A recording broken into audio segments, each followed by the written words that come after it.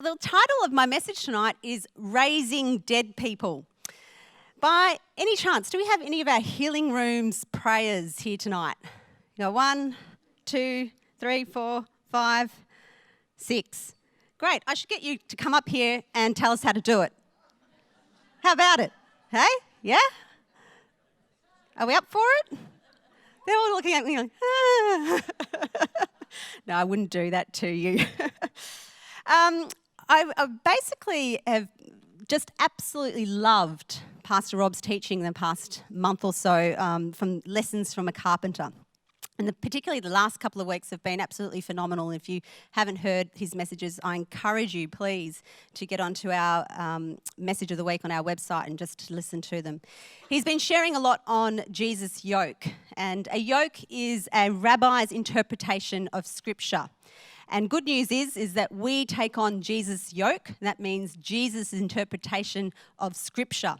And so when he says that my yoke is easy and my burden is light, it means that all the Old Testament laws, the Levitical laws that used to try and sum up how to do the 10 Commandments, we don't have to try and burden ourselves with that.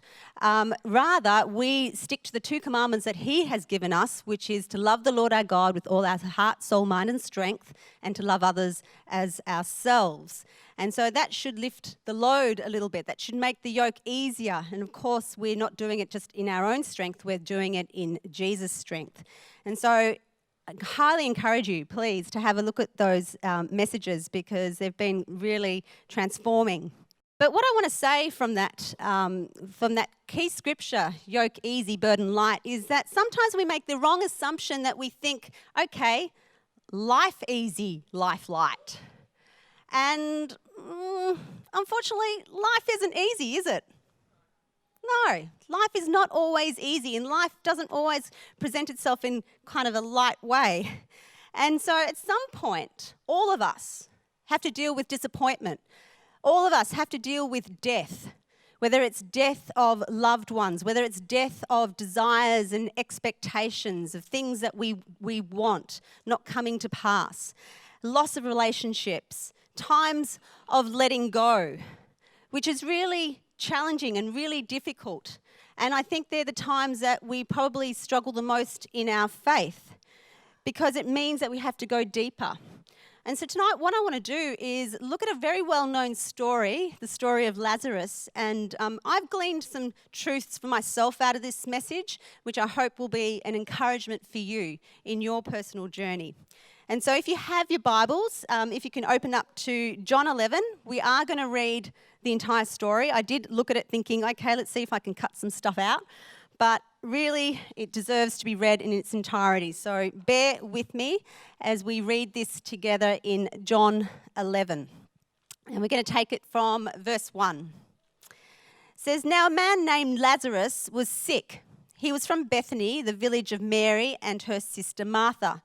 This Mary, whose brother Lazarus now lay sick, was the same one who poured perfume on the Lord and wiped his feet with her hair." So this is the same Mary who broke the alabaster jar and poured it over Jesus' feet, who Jesus said that she was doing it in preparation for his burial. So the sisters sent word to Jesus, "Lord, the one you love is sick." When he heard this, Jesus said, "This sickness will not end in death. No, it is for God's glory, so that God's Son may be glorified through it." Jesus loved Martha and her sister and Lazarus. Yet when he heard that Lazarus was sick, he stayed where he was 2 more days. And then he said to his disciples, "Let us go back to Judea." "But Rabbi," they said, "a short while ago the Jews tried to stone you, and yet you are going back there." Jesus answered, "Are there not 12 hours of daylight? A man who walks by day will not stumble, for he sees by this world's light. It is when he walks by night that he stumbles, for he has no light." After he had said this, he went on to tell them, "Our friend Lazarus has fallen asleep, but I'm going there to wake him up." His disciples replied, "Lord, if he sleeps, he will get better." Jesus had been speaking of his death, but his disciples thought he meant natural sleep. So then he told them plainly, "Lazarus is dead, and for your sake I am glad I was not there, so that you may believe. But let us go to him." Then Thomas, called Didymus, said to the rest of the disciples, "Let us also go that we may die with him." Always the hopeful one, Thomas. On his arrival, Jesus found that Lazarus had already been in the tomb for 4 days. Bethany was less than 2 miles from Jerusalem, and many Jews had come to Martha and Mary to comfort them in their loss of their brother. When Martha heard that Jesus was coming, she went out to meet him, but Mary stayed at home. "Lord," Martha said to Jesus, "if you had been here, my brother would not have died. But I know that even now God will give you whatever you ask." Jesus said to her, "Your brother will rise again." Martha answered, "I know he will rise again in the resurrection at the last day." Jesus said to her, "I am the resurrection and the life. He who believes in me will live even though he dies, and whoever lives and believes in me will never die. Do you believe this?" "Yes, Lord," she told him. "I believe that you are the Christ, the Son of God, who was to come into the world." And after she had said this, she went back and called her sister Mary aside. "The teacher is here," she said, "and is asking for you." When Mary heard this, she got up and quickly went to him. Now Jesus had not yet entered the village, but was still at the place where Martha had met him. When the Jews who had been with Mary in the house comforting her noticed how quickly she had got up and went out, they followed her, supposing that she was going to the tomb to mourn there.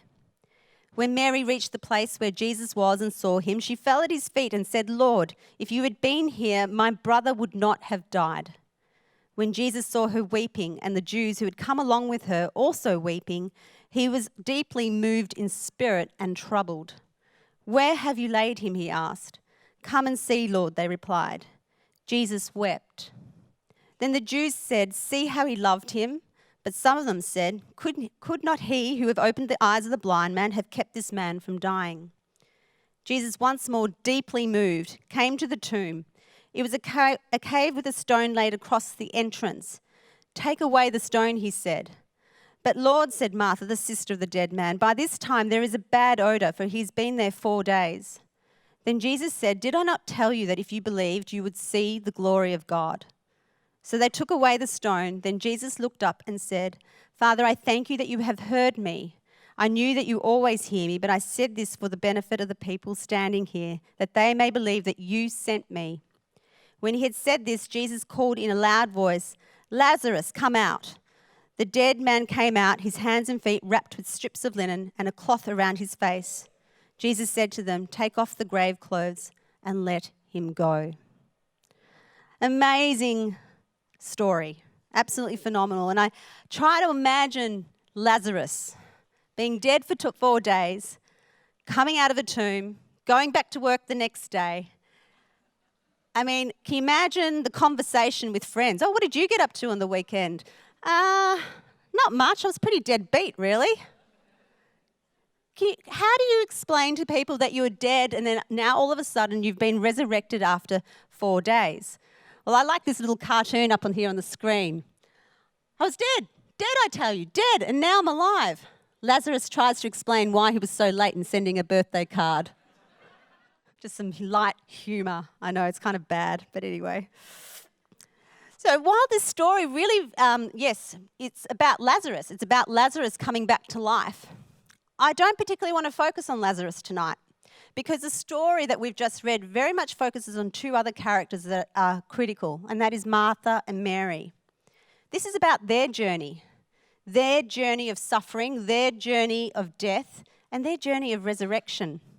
And so I want to highlight some things that spoke to me through this story and hope they will benefit you tonight. It's particularly when we go through our own dark times of suffering. The first is that God's inactivity exposes fears. Mary, Martha, and Lazarus knew Jesus well. Twice in that passage of scripture, it said how much Jesus loved them. Jesus would often go to their home and hang out with them after long ministry trips, and he would spend time with them. And, you know, when you have someone in your home and particularly stay with you, there's a level of intimacy that develops. There's a friendship that develops. And so they knew Jesus, and Jesus knew them. There was a relationship there. So when Lazarus becomes sick, of course, the 2 sisters, the first thing they think to do, because they know Jesus' ability to heal, is to call for Jesus. And so they call for him. And yet the way Jesus responds is not how we would expect. Ever been there when Jesus doesn't respond how you expect? I've been there. Our expectation is when we're in relationship, and particularly with a friend or someone we're close to, and something's going wrong or something's not going right and you're calling out for help, your expectation with someone that you're in an intimate relationship with is that they will come, they will stop what they're doing and they'll come and help you. But in this situation, that's not what Jesus does. He waits. And Mary and Martha have no idea why Jesus isn't coming, why Jesus hasn't stopped what he's doing and travels the journey back to Bethany. They send out this SOS, their brother is sick, and yet Jesus doesn't come. I want you to be in that situation right now. Imagine you being Mary and Martha. What would you be thinking right now? How would you be feeling? I want you to take a moment with the person next to you, and I just want you to have a chat about it. Chat through what are the thoughts and feelings you think Mary and Martha would have. I'm just going to give you a couple of minutes just to do that. Spend a couple of minutes, turn to the person next to you. I would love to hear some of those responses, so some of the things that you've discussed. And so I've got Russ and Jacob. Sorry, I just went blank then for a second. I'd just love to hear, what do you think are some of the thoughts and feelings that Martha and Mary would have had in that moment that they would have been maybe wrestling with because Jesus hadn't come? Anyone want to volunteer? Yep.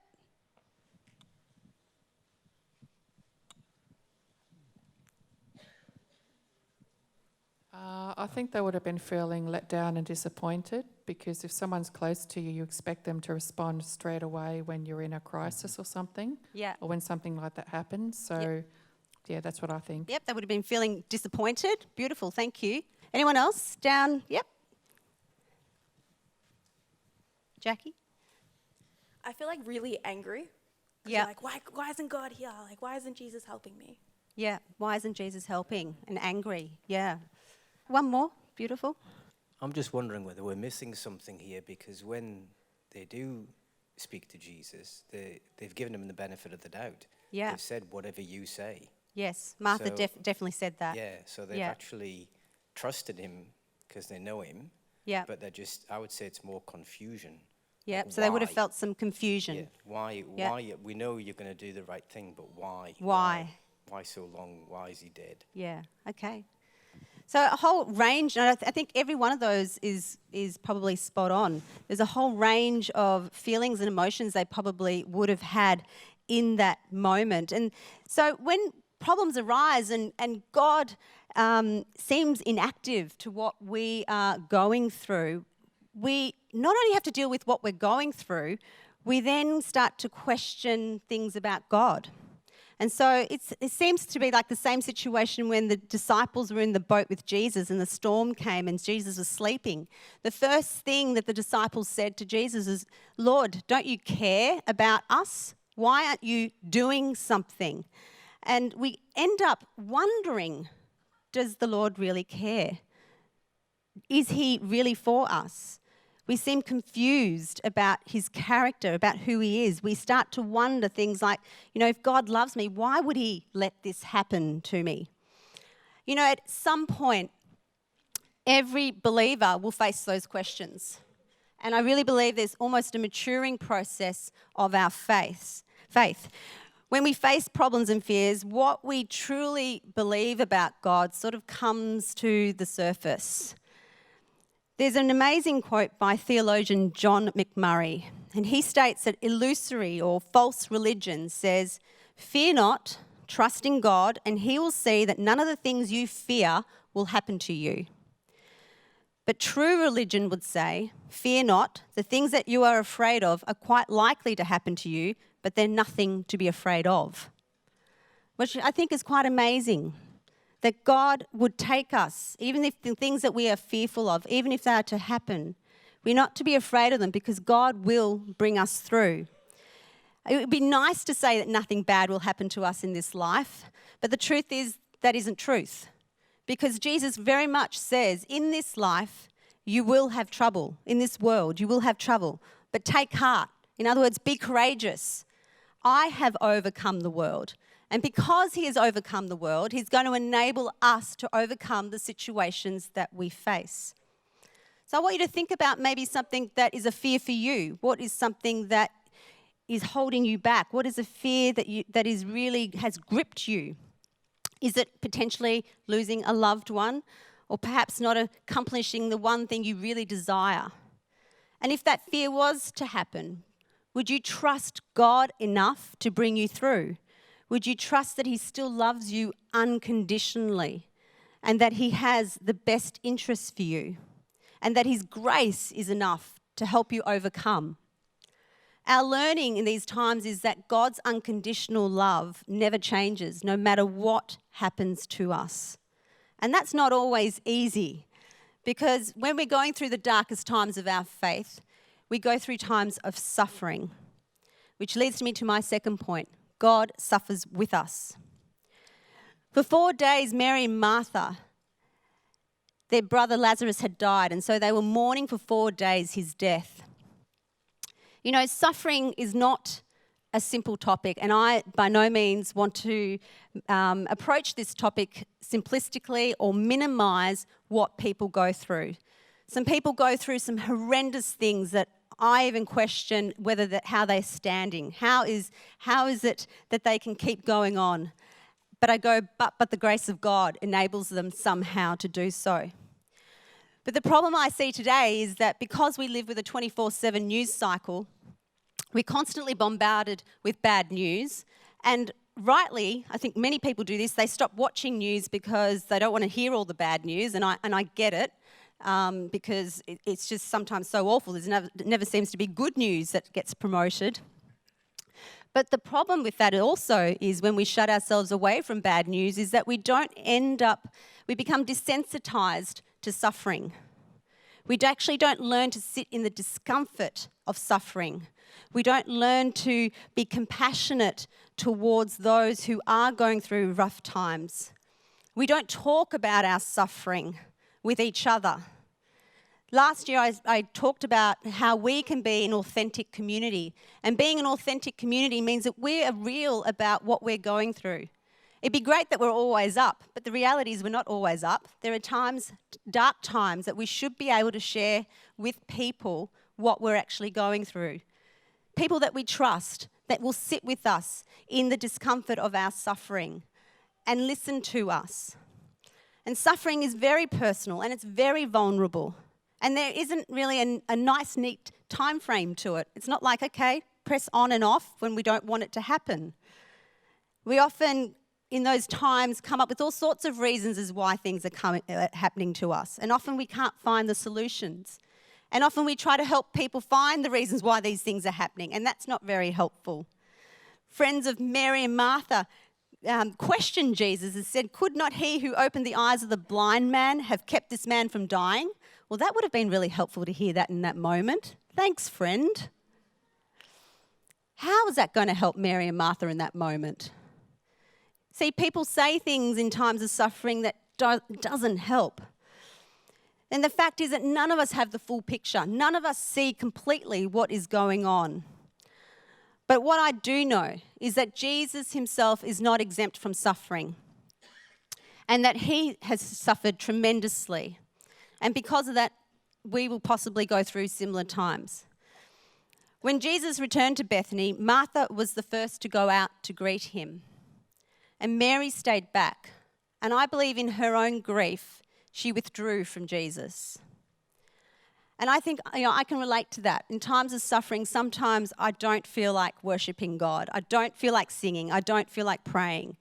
They deal with emotions of anger and blame and depression, all sorts of things. And you hang back from God. But in this moment, Jesus calls her. He calls Mary in the midst of her suffering. And then she moves toward him. And like times when we go through times of sufferings, Jesus is calling us. He's calling us to draw near to him. In James 4:8, it says, draw near to God and he will draw near to you. And despite the fact that Jesus knew that Lazarus would rise again, He doesn't say to Mary and Martha, get over it, it'll be all okay. No, in that moment, he's moved with compassion and he weeps with them. He's actually located in the present moment of their grief and their suffering, and he holds them in that moment. He's located in their pain. And I guess we're called to do a similar thing, to be located in the pain and be with others. That is what true compassion is. It's to suffer with. When people you know are going through a suffering time, this is not the time to say trite comments like, look on the bright side of life, or there's plenty more fish in the sea, or with time you'll get over it, which all sound really nice. But in the midst of it, the person probably doesn't need to hear that. What the suffering person needs to hear or experience more than anything is that we grieve with them, that we weep with them. I believe certain cultures do grief and suffering really well. I grown up in an Italian culture, and I have memories as a child, particularly when maybe a loved one passed away from a family member. The Italians would always wear black. And particularly in the villages, they would wear, the older ladies would wear black for a period of time, and sometimes up to a year or more. I think my own grandmother, even though my grandfather died before I was born, I think she had worn black for many, many years. And whilst that might seem a little bit gloomy, like, there's better colours to wear, what it kind of tells you is the person is still in grief. The person is still in mourning. And it's almost like, okay, treat the person with compassion. And a lot of these traditions are sort of moved on because we kind of go with the times of being more, wear colours and wear bright clothing. And we celebrate a life and we have a funeral and we have a wake and then we go on with our lives. But the person who's lost the loved one doesn't. They're still grieving. They're still in mourning.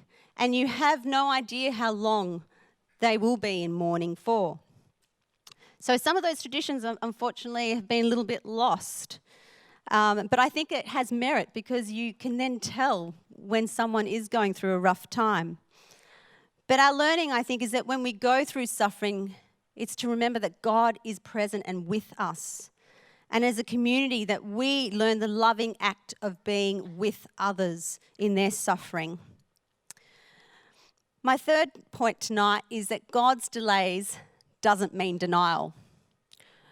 When we ask God for something, there's kind of maybe three responses. There's a response of yes, there's a response of no, and then there's a response, yes, but you're going to have to wait. Now, in this story, we see Jesus showing up after 4 days of Lazarus' death. And Martha and Mary both accuse him as to why he is so late. If only you came earlier, Jesus, Lazarus wouldn't have died. God always has our best interests at heart, but he acts according to his own timetable and agenda and not necessarily ours. And sometimes it feels like God is living on Thai time or Bali time. Do you know what I mean? If you've ever travelled to one of those countries and maybe you're on a holiday and everything just runs at a different pace. It's a little bit more relaxed pace. It's not frenetic like our Western culture. Well, God is not pressured or stressed by our timetable or agenda. He knows exactly what needs to happen. He lives outside of time. He is sovereign. He has the full picture. He knows what he has to orchestrate, when and where. And we, in the process, have to wait. There are appointed times in God, and they're always for a purpose, and they're usually to glorify him, that he is at work. Many years ago, before I came here on staff, I worked at a public relations company, and I was with this company for about 3 years. And at about the 3-year mark, I really had itchy feet. I was ready to move on. I was involved with volunteering here at Bayside Church, overseeing a young adult ministry called Accelerate, and my heart was changing. I really loved getting involved with the things of church life. But I was a bit frustrated in my job, and I just wanted to get a new job. And so I applied for all these other jobs, and jobs that literally had Sandra written all over them, like they should have been mine. As I went for the interviews, doors were slamming in my face. Just nothing was opening up. And I kind of got the sense that, okay, God, you're not opening up a door. You want me to stay here, which frustrated me even more because I wanted to move on. But anyway, after the process of that year, God then really laid it on my heart to go to Bible college. And as I was sort of wondering how was I going to do that with full-time work, I decided that I would go down to 4 days, ask permission for 4 days, and study as well.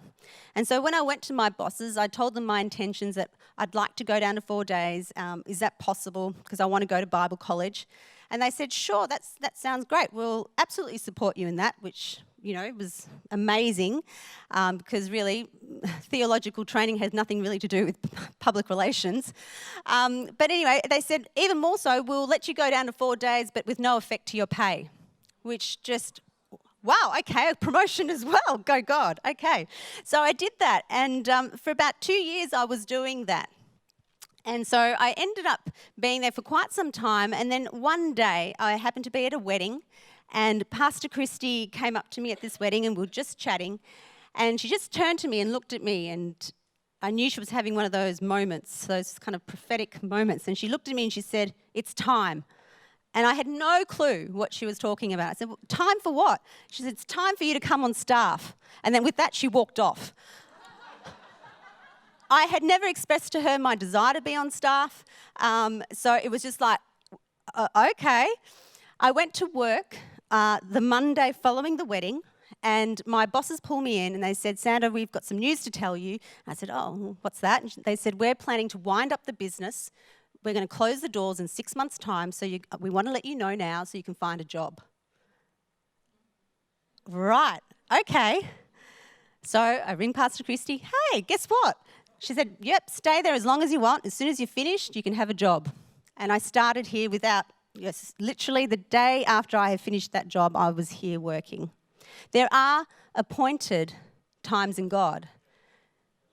Sometimes we don't understand the delays. We don't understand why God isn't opening the doors that we want when we want them. But, the problem is when we try to strive to open those doors in our own effort, there isn't God's grace and there isn't God's provision there for you. But when we wait on God and we allow Him to open those doors, there is His grace and there is His provision. God's timing is everything. In 2 Peter 3:9, it says, "The Lord is not slow in keeping His promise, as some understand slowness. Instead, He's patient with you, not wanting anyone to perish, but everyone to come to repentance." Now, this scripture is talking about turning to God, but essentially it's giving us the understanding that God's timetable is not our timetable, so we need to be patient. If we think about Abraham and Sarah, to fall pregnant in their 90s, that's crikey. Incredible story of timing. Couldn't you have done it sooner, God? But clearly, He chose that time. And because He chose that time, the grace was there to enable her supernaturally to be able to conceive and to be able to give birth and to be able to raise that child, Isaac. And so God was glorified through that story. In Martha and Mary's case, Jesus wasn't late. He was right on time. And God chose to respond after Lazarus was dead after 4 days. And in like manner, it was undeniable that God was glorified in the situation. So is there something in your life right now that maybe it feels like God is taking forever and you're struggling with that? Can I encourage you that perhaps a delay is not a denial and that His timing is perfect in the midst of it? My last point, and can I ask the ushers to please distribute the communion emblems as I bring this last point tonight, is that God's presence brings new life. None of us are exempt from experiencing dark times. The problem, however, is if we have experienced dark times and if they've happened frequently, is that we can stop hoping and stop dreaming and we forget who is in our midst. It's very easy when you've been disappointed or have gone through a very hard time to even turn to fatalism. Fatalism says, what's the use? Nothing will change. I'm not going to ask God for anything because it's not going to happen. What will be, will be. Jesus had to remind both the ladies, particularly Martha, who was in her midst. And he said, I am the resurrection and the life. Not just later in the afterlife or after the second coming, but now.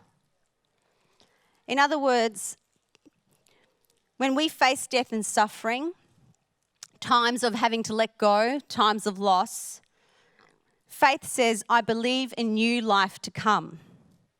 That we will emerge from our tomb of suffering and despair, and that God will do it. He will do something new. Now, I believe there are people here tonight, and particularly you are going through a tough time. And maybe you can't see any light out of this situation, but I want to tell you right now that there is light. There is new life coming. Don't lose hope of new possibilities, that God is at work, that God can do something new, that God can turn your situation for good somehow. Don't lose hope in the power of his resurrection.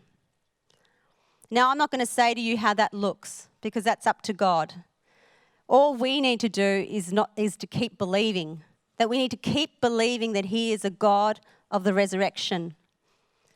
Romans 8:11 says, and if the spirit of him who raised Jesus from the dead is living in you, he who raised Christ from the dead will also give life to your mortal bodies because of his spirit who lives in you. Resurrection power lives within us. Jesus lives within us. And so how does it look like? It just simply means being open to the power of resurrection to be at work, for new life to emerge, for healing to take place, for forgiveness to take place, restoration, for the return of dreams. There is hope, and God wants you to be open to that. And this is what Mary and Martha had to learn. That when Jesus is in their midst, they simply had to believe that death and resurrection go together.